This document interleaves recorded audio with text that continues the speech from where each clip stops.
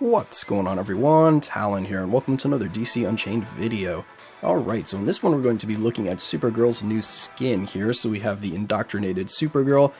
So I was very lucky and actually got a skin ticket from one of the family draw pools, one of the 500 gem chests that you get, where it's 10 cards plus the 1 gold card. So yeah, I was really lucky and got a skin card out of that. And I decided to use it on Supergirl here because, yeah, look at her skin there. It looks really nice, so I definitely am digging this skin, so that's why I decided to get it. And also, I've always been a fan of Supergirl, so why not give her a little bit of love. So let's go ahead and take a look at the skin here. So I did already do a review on Supergirl, so you could kind of look at that to get my kind of opinion and impression of the basically the base form Supergirl here. I go over her skills and pretty much everything else, the Valorium and all of that. But we're only going to be going over the skin in this video here. So I do have the middle skill here, the Brutal Charge, leveled up to 2, because this is the one I'm thinking I'm going to get to level 3 first, because I like the change on this skill the most out of all 3 of them, because that increase for the slam attack range is really nice, because you get more range with it, both in distance and in kind of like the width that it will hit. So kind of like more of a cone effect to the attack, so you can hit more enemies that are off in distance and more enemies that are kind of beside you.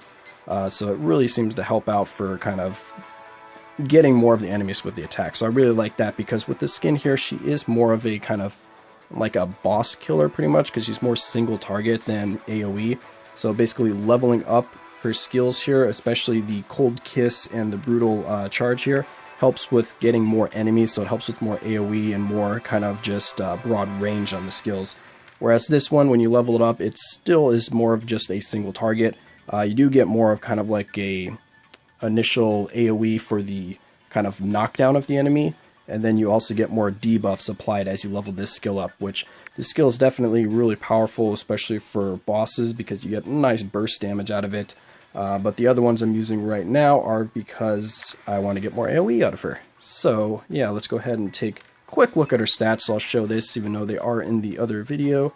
So there you go, you can kind of see they're exactly the same. All I did is pretty much equip her skin from finishing recording the other one. And then here we have her Valorium. Okay. So now that we have a quick look at all of her stats, and I kind of give my first impression of the skin here, let's go ahead and show it in action with a little bit of gameplay.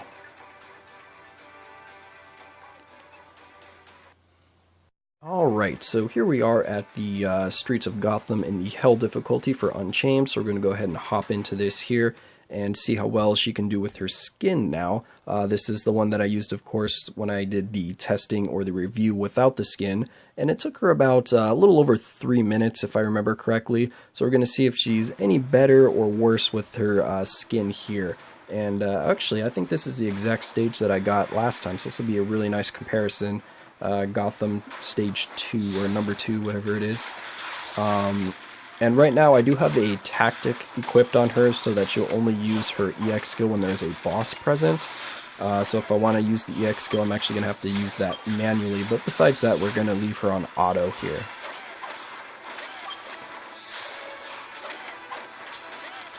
Alright, so I'm assuming she's going to have a more difficult time with her skin, just because she doesn't have the passive where she can heal based on her combo. So we're not going to be getting that heal that I was using quite a bit without her skin equipped. So let's go ahead and tap that, see if we can knock a few enemies away.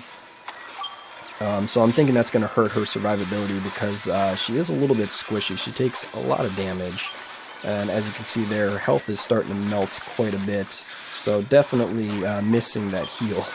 I wish I had that right now from her regular passive. So let's see if we can't... these are the guys that are going to give us the most trouble, so I'd like to use that EX skill on them to get rid of them, because they have the type advantage against us. Let's see if we can take them out. Nope, we gotta heal. Alright, so I think we're coming up to the boss here. Yeah, it looks like it. Alright, so let's see if she can get through this without having to use another potion. I kind of doubt it.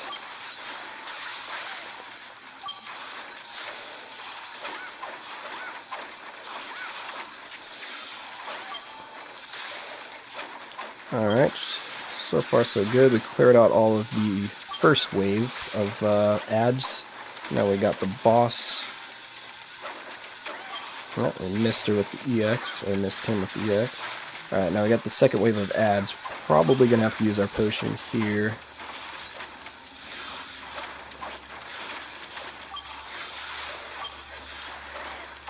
Yep, there we go.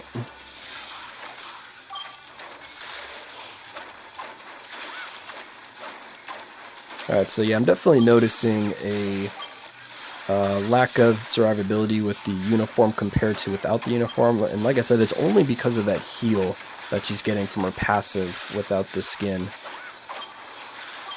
But she is taking a lot less damage overall from the enemies just because she's reducing their attack power by 20% with her passive on the skin. So that is noticeable, but like I said, she's still taking a little too much damage without that heal.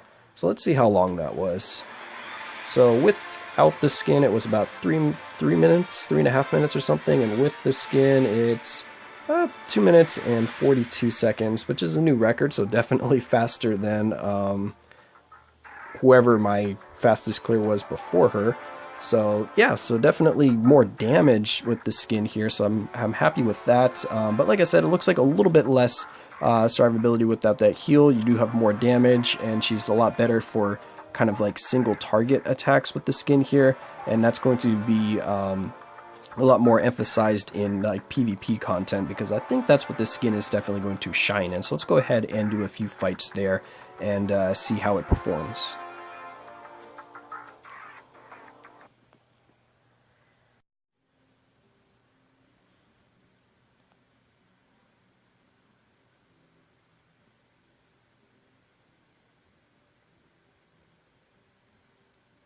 Alright, so we're just going to be doing a little bit of AI PvP here, see how she can do with the skin. So let's go, oh, thank you for the Dimension Rift, let's get that out of the way here.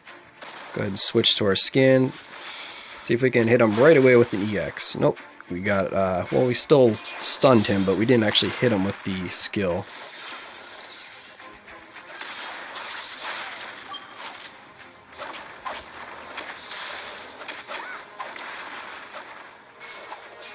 Alright, let's see if we can't get Batman with our EX skill here. Oh, got stunned. Let's see, slow him down a little bit, and then hit him with the EX. Okay, there we go. That time we pinned him to the ground.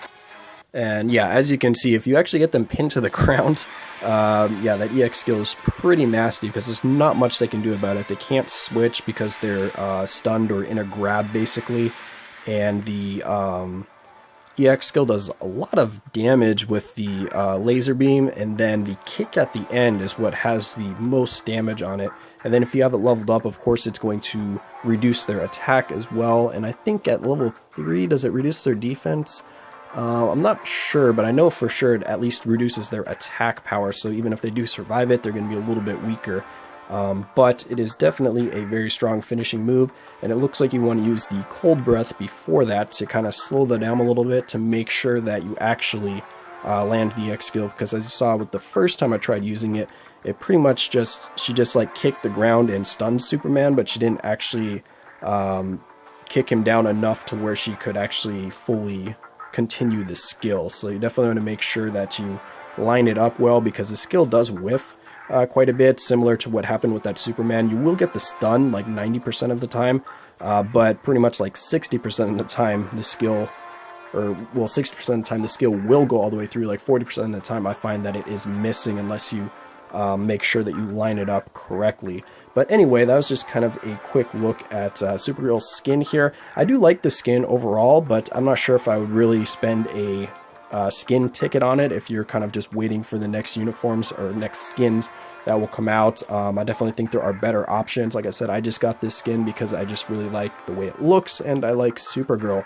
But it seems kind of not really underwhelming, but it seems really strong for fighting bosses, so I definitely like having the regular base Supergirl run through the stage, and then I switch the skin once I get to the boss area, and I definitely notice that the damage is a lot better, and it really helps in taking down the boss quickly. And of course, the skin is pretty good for PvP as well, so I do like it there. Yeah, but anyway, those are going to be my thoughts on her new skin here. I hope you guys enjoyed, and of course I will catch you in the next one.